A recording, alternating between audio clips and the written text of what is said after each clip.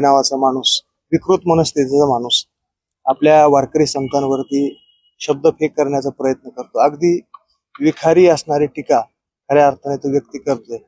आत्ताच काल परवा आमच्या बापूंनी सुद्धा एक त्याविषयी प्रतिक्रिया व्यक्त केली. वारकरी संप्रदायामध्ये दोन प्रकारचे वर्ग आहेत, एक जहालही आहे आणि एक मवाळही आहे. काही लोकांनी मायेने जवळ घ्यायचं असतं, काही लोकांनी जहालपणे सुद्धा त्याची प्रतिक्रिया व्यक्त करायची असते.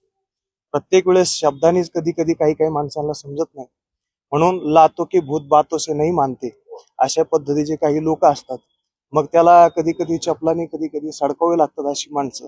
म्हणून या ठिकाणी वारकरी संप्रदायाची एक भूमिका आहे. सर्वाभूती एक वासुदेव पाहण्याची सर्वांची वृत्ती आहे.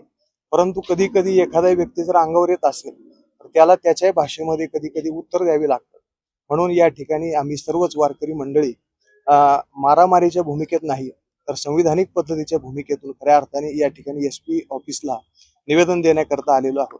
महाराजांनी मगाशी सांगितलं, जर हे लवकरात लवकर या व्यक्तीला अटक केली नाही तर त्या ठिकाणी आम्ही अजून तीव्र भूमिका म्हणजेच मंत्रालयापर्यंत जाण्याची जरी भूमिका असेल तरी सुद्धा आम्ही वारकरी मंडळी या ठिकाणी घेऊयात. कारण की कोणत्याही साधू संतांचा अपमान जर होत असेल आणि आपण जर तो अपमान शांतपणे ऐकत असू, पण त्यामुळे आपण संतांची लेकरं संतांची आपत्ती म्हणून घेण्याचा काही आपल्याला एक अधिकार नाही. म्हणून आपल्या गुरुवाऱ्यांच्या विषयी, आमच्या संतांच्या विषयी, आमच्या वारकरी परंपरेच्या विषयी जर कोणी आवाज उठत असेल तर त्याच्याविषयी निषेध आम्ही व्यक्तच केला पाहिजे आणि तो व्यक्त करण्यासाठी आज आलेलो आहोत. रामकृष्ण.